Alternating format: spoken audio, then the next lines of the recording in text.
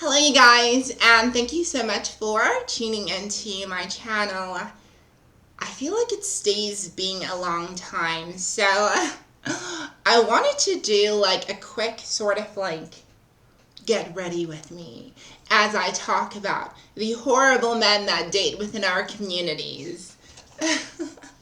So a couple of weeks ago I made a video entitled The Pathology of Down Low Men. Now, for those that don't know what down low is, down low refers to a subsection of men, often within LGBT spaces, who are essentially in the closet. So these men are often men who date genetic women, and they will also seek out, like sexual liaisons with transgender women. And of course, there are DL men who seek out these liaisons with other men. Now, I made a video where I broke down, some of the ideas that I've always had, or some of the things that I've only seen within DL men. So in this video, we're going to be talking about that just a little bit more. And we're going to be talking about the different types of men that essentially date within our spaces. So, we're going to start with, of course, my favorite, everyone's favorite, down low. So, I made a video and there was a guy, and I know that it's a man who commented on this because of his reasoning. And I could also see the aggression in his voice. So I definitely know that it was a dude who wrote this down. And, he was trolling in my comments, talking about, only down low or gay men would ever want to be with somebody like you. Now, when I saw that, I sort of thought, this is very... I hate mirror images. I thought this is very indicative of what somebody in the closet or somebody who's down low would actually say to me. Because the interesting thing is with down low men, they often exhibit anger and disdain for the trans women that they engage in these sexual liaisons with. You know what I mean? Your typical derelict down low guy is often very, very hostile and aggressive in some ways, and he is very discreet in his behavior in that he does not want anybody to know that he's ever found you interesting. He doesn't want anyone to know that he even talks to you like that. There's a lot of shame that they carry. And this shame often manifests and shows itself as anger. And this anger is often directed towards, his object of affection. Now, one would simply say, if you hate trans women so much or you feel so much anger towards them, why not simply leave them alone? Now, there's a simple reason for that. There's a simple reason why they don't just leave us alone. And the answer to that is, more often than not, these guys just can't help themselves. They like what they like, they know what they like, and they actively try to pursue it. They go on, all these different, apps looking for, cross-dressers or femme gays, or if they're even lucky, looking for transgender girls. Now, the guy who commented on my video and said only a gay man or a down low man would ever be interested in you, I clapped back, as you do. Sometimes it's fun to argue with trolls, But I sort of responded and said, sweetheart, I don't remember what I said, but I basically was like, my angel, let's be real for one moment. YouTube like I have a very small platform on YouTube, and YouTube would never suggest any of my videos unless you continually looked for transgender content online, unless you had curated your search to find my video. YouTube would otherwise never, like push my content forward, which is fine, which means this man was definitely down low. Now, he went on to another video, and I think he said something else insulting, and then he went on to a third, where I was talking about, practicing the dark arts, and the work that I did when I was doing cam work. Cool, whatever. So he comments on that video, and he sort of says something like, oh, you're not as big as what I'd hoped, but I would definitely still, go down on you, or something like that. Something of the sort. He basically, as many down low men do, gave me sort of a backhand compliment that, you are not all that, but I would still be in there like swimwear.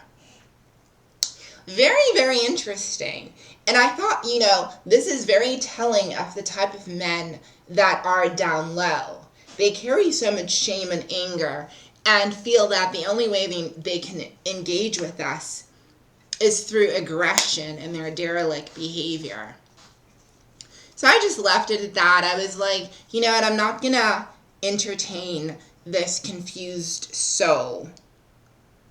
I'm not going to entertain this confused soul, because clearly he is up at night trying to talk to the girls, trying to provoke the girls, hoping that the girls are going to give him the time of his day.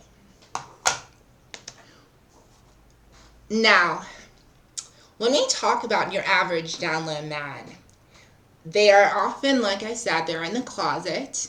They are very, very secretive. Often they come from very hostile environments that have made them believe that they cannot like what they like. Because think about it, these guys often exhibit traits of very, very toxic masculinity. They sort of believe that if they behave like the sort of super jocks, that it will get the scent off them. That if they exhibit all of the traits that they believe society says men should exhibit, that it'll mean that their friends and their families never find out what they're truly attracted to. Now, in order for them to sort of engage in this behavior with us, they need us to remain a secret. And they really, really need us to be okay with that sort of arrangement. Let's get something straight. A down low guy would never, ever spend any money on you. He would spend money on himself and money on, girls that he was actually going to be publicly seen with.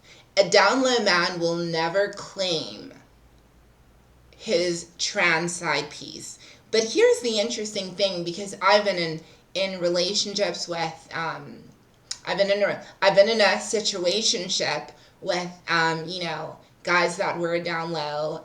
I've been in a situationship with a tranny chaser, and I've been in situationships with trans attracted men. Now, I'm going to later in the video talk about the differences that I saw for myself, but still focusing on down low men. So they start off the minute they see you in public, they feel that it is their need to clock you and to make it known to the world that they know what your secret is. Now, I've said this before in previous videos that, clocking me is not going to make me want to be with you. It's going to make me fearful of you. You know what I mean? So I've never understood that. They act very aggressively towards us. You'll be in a bus, you'll be on the train, you'll be trying to walk and they literally shout and holler and make the biggest noise to try and get people to laugh at you. And then 10-15 minutes later, you see them awkwardly standing next to you or trying to find a way to get your number, because the reason they were acting like that, the reason they were trying to pick on you and trying to make you feel less than what you really are, is because they honestly, it's the only defense they have, and that is how they deflect. They deflect by making you seem, they make you seem like the terrible one in the situation, when they will go to great lengths to talk to you. But they need to ensure that they have created a space where it is believed that they would never engage in this type of behavior, like, like sexual behavior with any of the girls. They need to create that space. Now, what I found with a lot of down low guys is that when I was early on in my transition and I, met a few down low men, there was a part of me that hoped that, through getting to know me, that this guy would, pick me and realize that, I was this wonderful, amazing person. But that never happens. You can be in a situationship with a down low guy for 6 months, a year, maybe even more, and he will always have a girlfriend that he openly claims. He will always have someone who makes it seem as though he is in, a quote-unquote normal cisgender relationship, when in actuality he has you on the side. I mean, this one down low guy I dated, we're going to call him Etienne. He would go back and forth and date different girls, and I would kind of always be on the side. Now, essentially with Etienne, I will say that I was heavily attracted to him, and there was something about him that I really liked, but I hated how, and I still hate this about them now, how eager they are to essentially jump into your pants. And once that has been done and dusted with, it's almost like there's a change in their eyes, and they want to get as far away from you as they possibly can. To be honest with you, I actually have more respect for tranny chasers than I do down low men, because tranny chasers, at the very least, they do what they do out in the open. They don't keep you a secret. Tranny chasers, the one big difference between a man who is down low and a man who is a tranny chaser is the fact that the man who's down low will often only deal with you as the trans person, will hold on to you, but will work towards breaking your spirit down. Down low men are kind of like the first men that a lot of us deal with, and they set the foundation of broken dreams, insecurity, and they beat you down and want you to stay down so that they can keep engaging in intercourse with you. But they need to make sure that you understand that this is a secret for them. So once, and this happens a lot, once girls realize that, this down low guy is not going to pick me, that's when a lot of us start exposing them, which, hey, I've done, so I'm not going to act like I haven't, but that's when a lot of us start exposing them. Because, you feel hurt and you feel some type of way, as you should. Now, these down low men, they come into the community and they set the scene. And once they've sort of set the foundation, you have all these tranny chasers running left, right, and center within the community, acting as though they care and, picking up on the foundation that's already been set by down low men. Now, the interesting thing is with tranny chasers are often guys who have gotten to a point where there is some level of acceptance when it comes to what they want, who they want to be with. But the only problem is with chasers, they heavily fetishize us. And in addition to that, they never offer you a commitment. That is one thing that, chasers, tranny chasers, and down low men have in common. They will not offer you no kind of commitment. Girl, stop asking about it. Stop praying about it. Jesus is not about to answer any of them prayers. Not Jesus, not Muhammad, not Krishna, not your ancestors, girl, none of them. Because these men essentially, even though in my book, tranny chasers are often better because tranny chasers do not carry the same level of threat for bodily harm. They don't offer the same level of danger to transgender women that down low men do. The men that kill us are down low. That guy that you're busy talking to who told you he's discreet, what that means to me is that should any of the secret come out, he's gonna do what he's gonna do to you. And you're gonna be a statistic that won't see the age of 35. That is what I hear when I hear a man saying he is discreet. And it also means he ain't about to spend no cash up on you, girl. Nothing. He's not going to cash up you nothing. No, he simply is not. You are simply his plaything. And it's kind of sad because I think down low men often see us truly as liabilities. And they want to play with us until they want to discard us and leave us to the dogs that tranny chasers often are. Now, tranny chasers are interesting because they jump into the community understanding and taking for granted that your self-esteem has been broken down and that you are not going to hold them accountable in the same way that a genetic woman would, or the same way that a cisgender woman would. You're not going to hold them accountable. You're often not going to place a lot of heavy requests on them because they understand that for the most part, a lot of trans girls just want to be in healthy, loving relationships. And these chasers often jump into the community and they'll sleep with you, your friend, your other friend. They'll go through as many of the girls as they can because they sort of see us like Pokemon. Catch them all if you can. And that's what they do. That is essentially what they do. I'll never forget, I went out with these girls and two of them are trans, and we went on this date and there was a chaser there. And, I ended up talking to the chaser and we ended up vibing in some weird way. But he was technically supposed to be on a date with the other girl. Come to find out, he also slept with the other girl. So now it was just a whole lot of mess.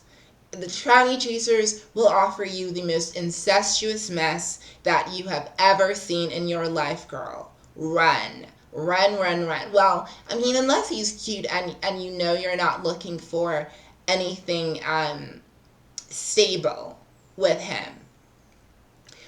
Tranny chasers are essentially fuckboys is what they are. Young men within the trans dating scene who jump in and out of all of the girls. Who, to the point, it's because primarily of tranny chasers that it's hard for us to be friends with other transgender girls, because if you live in a small city and you're dealing with a man and you don't know if he's a chaser, you kind of feel nervous when he's around one of your trans friends. You feel nervous when he's around one of the dolls because you know damn well that her single ass and his thirsty ass gonna do something. You know what I mean? So they really do run amok in the community, causing us to fight amongst each other. This is why there's so much competition amongst the girls, because I think after we've dealt with the derelict men that are down low men, we often get into spaces where any man who will openly claim us, we are willing to give passes to, that you ordinarily wouldn't give passes to any other guy had you been in a different situation. And it's kind of crazy. You sort of see all of these gorgeous, beautiful trans women, and because they are caught up in relationships with these derelict men, they will often settle. I mean, you'll see a whole supermodel walking with Homer Simpson and be like, what in the black Jesus is this? Girl! And the thing is, like, I've had friends, like, I remember I was talking to this one friend of mine, beautiful, beautiful baby trans. And when I say baby trans, I mean a girl who is still early in her transition. But she was one of them girls who was just born beautiful. Now, she was caught up talking to this guy, and she was showing me messages and how he speaks to her, and I just thought to myself, oh my goodness, look at this beautiful angel caught up with this tranny chaser who is actively working towards making her feel like she is crazy, actively gaslighting her, and essentially using her just for intercourse. But the crazy thing is, not all tranny chasers are bad in that sense. You know, I think a lot of them, as they get older, become what we call trans attracted men. Now, trans attracted men, a lot of times trans attracted men may come from families where sexuality and their sexuality, it's not something that they would have been made to feel ashamed of. They often come from liberal homes, or they have worked on themselves to a point where they realize, look, I like what I like, and I'm not going to make the person that I'm with feel bad, and I'm not going to make myself feel bad, because there is no shame in what we're doing. Now, I was very, very lucky that, you know, I had exes that were trans attracted men. And the way you know that somebody is trans attracted and not a chaser and not DL is that they talk to you as though you're a human being. And that's what it boils down to. They see humanity in you that a down low man will never, ever, ever be able to see, be able to acknowledge, or even be able to appreciate. And this is one of my major problems with down low men and tranny chasers, is that they can come into the community and cause more damage. And it's kind of crazy now when I think back to when I started my transition. Now, when I started my transition around 2013-ish, going into 2014, I was so broken down as a person, and I was so excited for my transition. But the first question that people would ask me is, you know, who would want to be with me? Who would want to date me? Who would want to be involved with me? That seemed to be a bigger question than, or a bigger concern than my safety, whether or not my family would accept me, the cost and implications of surgery, and whether or not I was in fact going to be happy. The only thing they seemed to ask or question was my ability to find love, which made me believe that in order to be successful, or in order to be one of the quote unquote good girls, or like the girls who'd you know, done their transition the right way, I needed to have a man who would claim me publicly in order for my transition to be seen as fully valid and fully complete. I needed to have a man who would claim me next to me. And I think that's such a backwards way of looking at people's transitions. Look, we are all evolving, and we're all growing, and we're all changing. We as trans women, we don't all want the same things. Not all of us are attracted to men. Not all of us even want to get married. You know what I mean? I think if you do want to be in a relationship, if you do want, a man of consequence, or you want to be like saddled up with someone, great, wonderful. But you need to recognize the different types of men that are in our community, and you need to understand that you don't have to settle for somebody that makes you cry at night. You don't have to settle for somebody who refuses to see you in broad daylight. You don't have to settle with being somebody's secret that he picks up or he comes to your place and all of that. You really, really do not have to settle for all of that. And I hope and I pray that to anyone watching this video, you would understand how beautiful and valuable you really are. I mean, you should never invite someone who could potentially be your killer into your bedroom. You know what I mean? You think you're making love. That's not love, girl. That is deep-seated hatred that he has for you. And he will go to any great lengths to keep that secret a secret. And that's just down low men.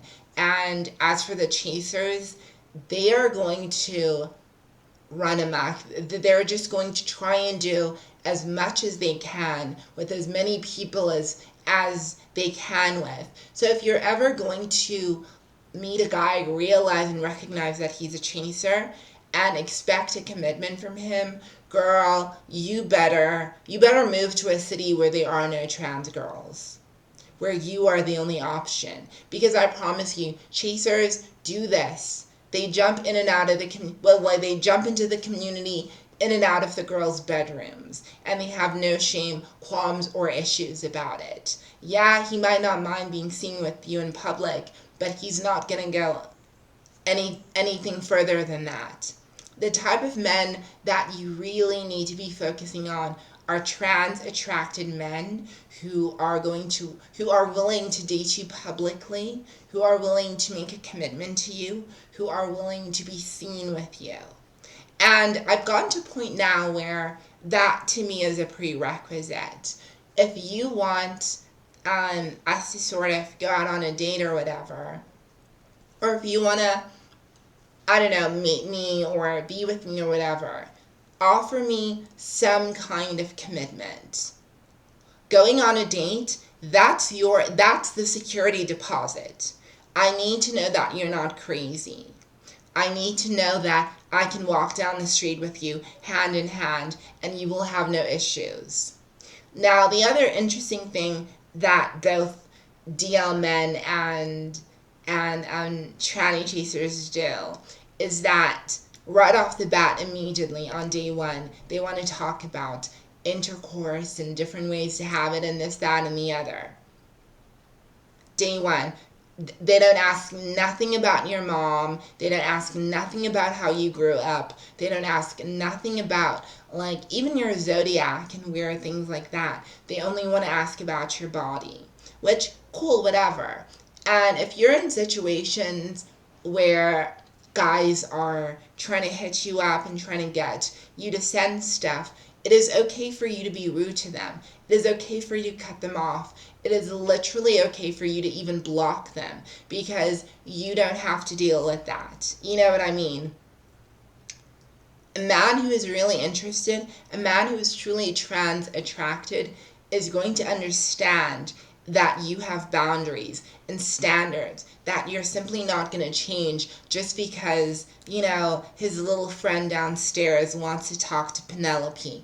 Life doesn't work that way, and that's not how we do things. I think it's important that us as trans women, we start to look for reciprocal relationships. And what I mean, like, relationships where there is some level of reciprocity, in that, he is willing to take care of you. He's willing to take you out. He's willing to do these things. And you are willing and happy to give back to him, where it is a give and take. And often I see with chasers and with DL men, like, girl, I could do an entire series where I was just reacting to people and these girls playing around with these fools. And you're just kind of like, you mean to tell me You put gas in your car. It was 10 at night. You were already in bed. Girl, your wig was even on the stand. And then he sent you, he's like, come on, baby, come get this D. You mean to tell me you got up, you put a full face of makeup on, put that wig right back on, put some gas up in that car, and you drove to this dude's house, lives on the other side of town, so you can do the funky with this nasty boy who ain't even got out of bed. You know what I mean? Only to have him tell you leave then straight after. Girl, we've been needing Jesus. At this rate, we need Jesus, we need Medea, we need, I don't know what we need. But it does need to stop. Because this is the biggest, or one of the biggest crises for women, is for women, trans women, especially trans women of color, is that we are often brutalized by our intimate partners. It's time that we as trans women begin, I want us to divest. I really want us to divest from tranny chasers. We need to start divesting from down low men, and we need to start understanding the stupidity in their logic. We also need to acknowledge that the way that they are, they essentially work towards damaging your psyche and your self-esteem. And the more you deal and get hurt by these down low men and chasers, is the more you're going to get to a point where, you know, you just want to straight up ask them for cash and be like, you know what I mean? Because you get to a point where you're so bitter, where you're like, all that these guys seem to want from me is sexual, and none of them are talking about getting to know me, then I might as well just charge these fools.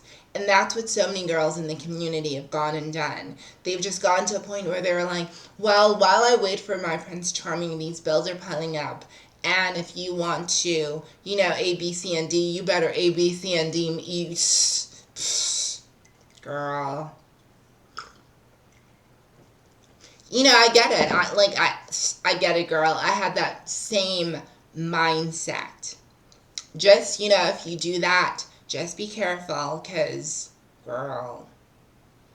Anyways, doesn't even look like I put makeup on. I'm so annoyed. But anyways, I love you so much, and I hope to see y'all again on the next one. Bye.